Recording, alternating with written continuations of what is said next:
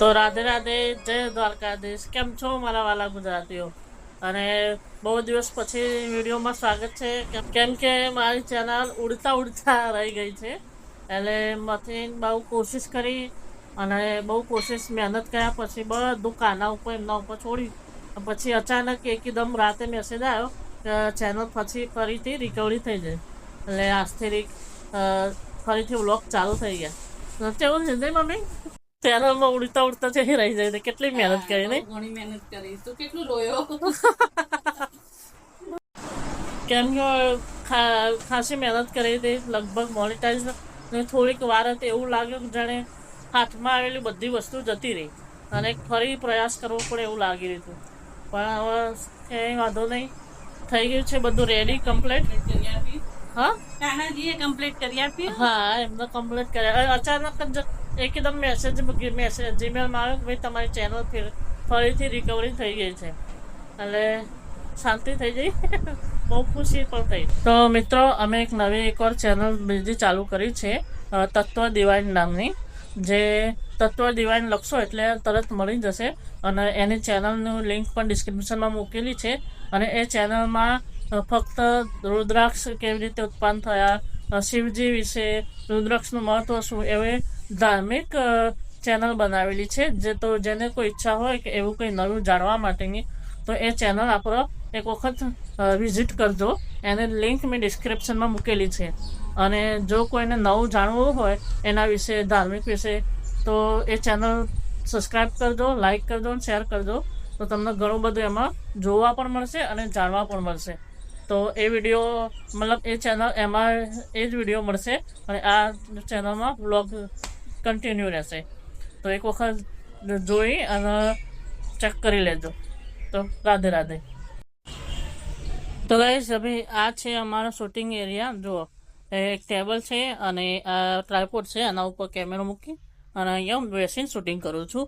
કેમ કે હજી પાછળ લાઇટ અને ડેકોરેશન માટે હજી નથી આવ્યું. એટલે આવશે એટલે સેટ કરીશું. ત્યાં સુધી આપણે અહીંયા સોફ્ટ લાઇટ સૂર્યની યુઝ કરી અને કરીએ છીએ. તો સાંજના 6 વાગી ગયા છે અને મમ્મી અને જેનિલ આજે ગયા છે માણસા.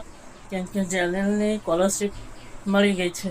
તો એને એન્ટ્રી અને જરૂરી ડોક્યુમેન્ટ સ્કેન કરાવવા માટે એ બની ગયા છે માણસા. અને હું અને અમારા માધવ બંને ઘરે છે. કાનો અમાર સુઈ ગયો. હવે એને ઉઠાડી પહેલાં દૂધ પીવડાવીશું. દૂધ ગરમ કરવા માટે ફળ લઈ લઈશું. આ ફળ જ છે ને, લાગે તો ફળ જેવું. ફળ જ છે. ગળી ગળીઓ ફળ જ છે. એક્સપેરિમેન્ટ ના થાય ને તો કાનો ઉઠીને મારશે નહીં. લગભગ ખોડ જ છે. આઈ હોપ ખોડ જ હોય.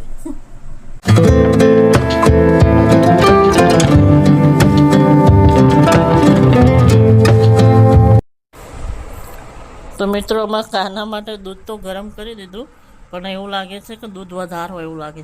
કાના પીવા એટલું પીજે, બાકી મમ્મી માટે રવા દેજે. કેમ કે દૂધ વધારે આવી ગયું લાગે છે. તો જો કે આમ તો વાટકી ભરીને જ અમે કાનાને દૂધ આપીએ છીએ, પણ આ તો કદાચ હું પીવડાવું છું એટલે નક્કી નહીં વધારે હોય ઓછું હોય.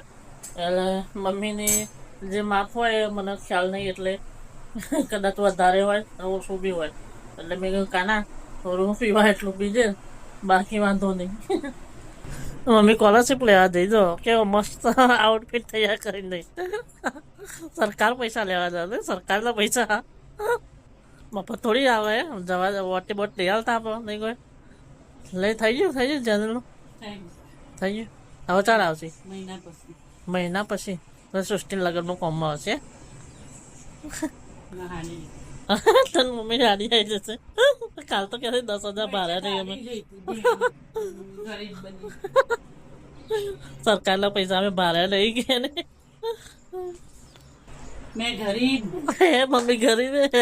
हाँ मैं गरीब इसलिए तो ऐसा पहन के गई थी, गरीब बन के गई थी ऐसा।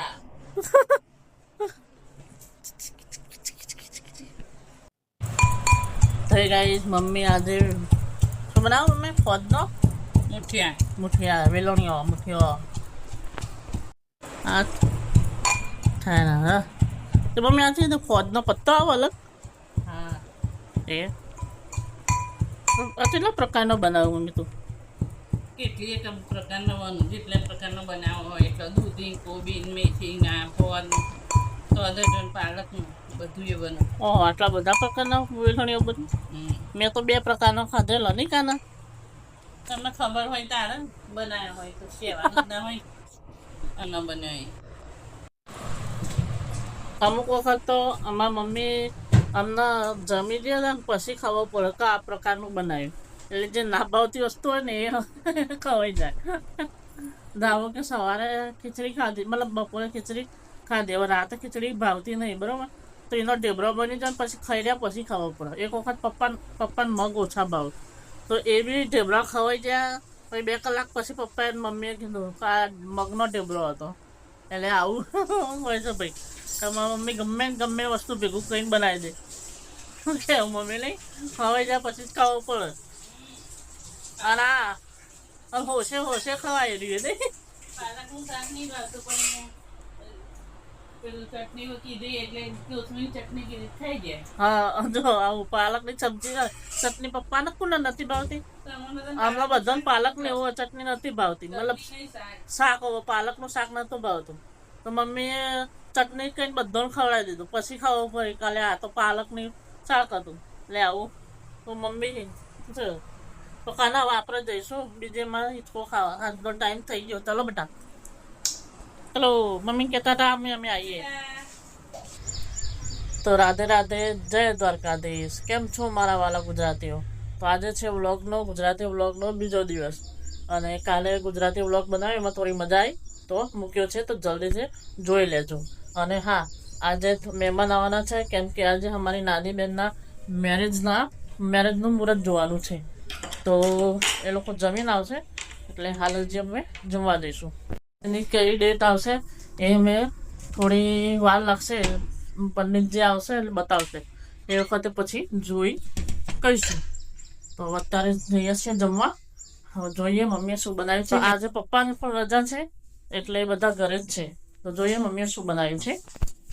એટલે ચા બનાવતા આવડે? મહેમાન આવી ગયા.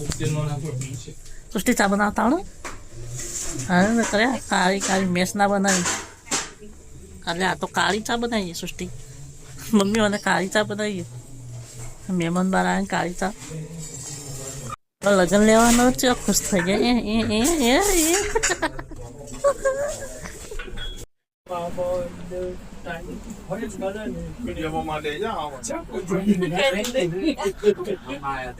સામે મામા બેઠા છે.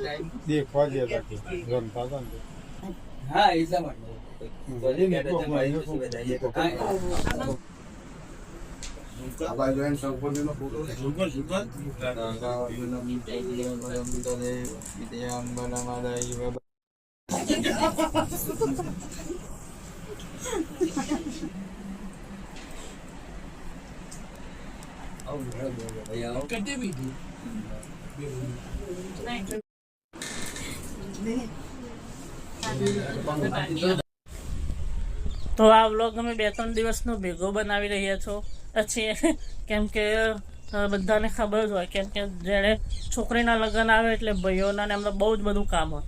એટલે જે ખાલી બધું ખાસું બાકી છે નોંધો ફિક્સ કરવાનું, તો એના માટે થોડું દોડાદોડ છે. એટલે થોડો વ્લોગ મતલબ મોડો પણ થઈ જાય અને શૂટનો એ પણ અધૂરો રહી જાય એવું થાય છે. તો હવે 9 મિનિટ થઈ ગઈ છે, કેમ કે લેપટોપમાં મને એડિટ કરતાં ફાવતું નથી, થોડું શીખું છું. અને મોબાઈલમાં 9 મિનિટથી વધારે વિડીયો એડિટ કરવા નથી દેતો, એરર આવે છે.